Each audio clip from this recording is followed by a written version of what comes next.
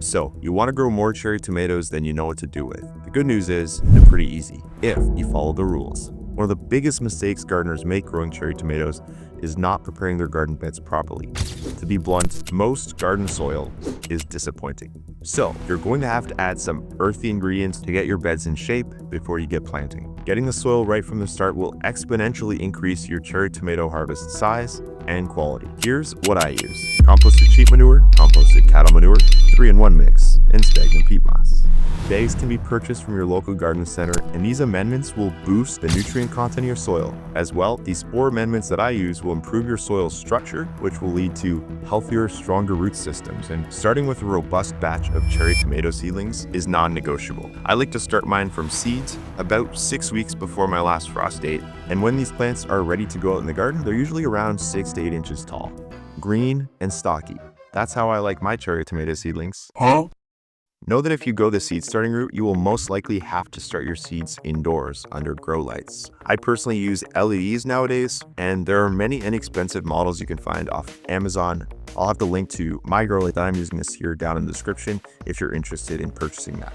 Here in Canada, my last frost date is around May 24, but I typically like to plant my tomatoes out around June 1st or in the first week of June. I find that it's not very beneficial to plant early because the plants will just sit there. They won't really grow when it's cold. Of course, if you don't feel like starting from seed or you haven't had much luck with that route, you can always hit up your local garden center. They typically have some pretty standard varieties of cherry tomatoes that grow well in the garden. And once you have your seedlings, well, it's time to plant out.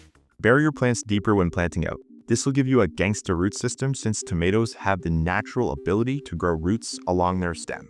I know, super weird, but it works. And you'll have a bigger root structure that can absorb more water and nutrients, and more roots, as I always say, equals more fruits. Another thing you can do when planting out is add some mycorrhizae. So what mycorrhizae is, basically it's a fungi that typically comes in powdered form. You can order it online. It has a symbiotic relationship with the roots. Sometimes I like to add some ground eggshells into the planting holes, and the idea is that this adds calcium for the plants. But to be honest with you, I'm not really sure whether this is legit or a hoax. Either way, a little extra organic matter doesn't hurt. I usually like to add in some bone meal, which will increase the phosphorus levels of the soil, which will help with rooting and fruit development down the road. Once you've got your cherry tomatoes planted, the next step is to simply water them in. It's not rocket science. Just water them in. Make sure that the soil around the roots are moist, but also not sopping wet. You don't want a massive puddle around your tomato plants, just enough to moisten the soil, get the roots happy, and reduce transplant shock. From this point on, life gets pretty easy with your cherry tomato plants. Focus on sabotaging weeds, tying up your plants to support structures, and pruning to your desired form. There are many ways to do it, but my personal favorite for supporting cherry tomato plants is the string trellis method. It involves creating a support structure. So in my case, typically I will tack together some wooden 1x1s I buy from Home Depot or Lowe's. And then from there, I will tie a string onto the top beam above each cherry tomato plant, drop it down. Then I'll secure the string to the base of the tomato plant and spiral it around as it grows throughout the season. It's amazing how well this works, and this technique is actually used by professional greenhouses. In terms of fertilizing your cherry tomato plants, I recommend using a liquid bloom booster fertilizer throughout the season as your plants are growing. So with tomatoes, one of the biggest mistakes people make when they're fertilizing is they use too much nitrogen. So nitrogen is important for tomatoes, but what it does is it spurs on leaf growth. If your nitrogen levels are too high, you'll get a very bushy, dark green, lush plant. It'll look fabulous, and your neighbors will say, wow, that is a healthy tomato plant. But in reality, it won't produce much fruit, and you'll be disappointed with your harvests.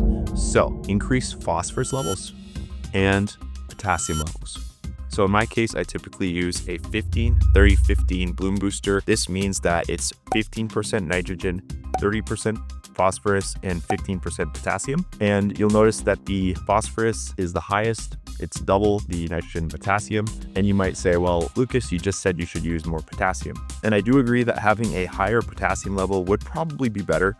But in this case, 15% potassium is still a pretty good level of potassium. The key is that nitrogen should never be above your phosphorus and potassium levels. So if it's level with your potassium and your phosphorus, that's okay. Something like a 10-10-10 or a 15-15-15 15 would probably be fine. You can use granular fertilizers. They can work very well, but personally, I prefer to use liquid fertilizers because they tend to be more fast acting, and we're really trying to juice it for plants. Just kidding. That was a bodybuilding joke. My name is Arnold, 10 times world champion bodybuilder heavyweight. In my case, for the bloom booster I use, I add a tablespoon of the fertilizer to 2 gallons of water. Lo and behold, after a couple months, you'll see magnificent trusses of cherry tomatoes trailing down the vines. Wow, cherry tomatoes can look absolutely amazing, especially if they're string trellis. You'll just get this massive wall of colorful cherry tomatoes. The photos, videos, they don't even do it justice, but it's just an amazing sight to see around harvest time. You could also cage your cherry tomato plants. Caged cherry tomato plants look cool as well, but personally, as I mentioned earlier, I prefer the single-stemmed string trellis method for supporting the cherry tomatoes. Now, one thing to note about harvesting cherry tomatoes: make sure that you harvest often, because these things split very easily, especially if you're not growing them under the cover of, say, a greenhouse and you're getting rainfall on your plants. Listen, if you found this video helpful at all, you'll definitely love my brand new ebook, which I just dropped recently, called Yard Food. What this is, it's a condensed field guide on how to grow tomatoes, peppers, and cucumbers at home.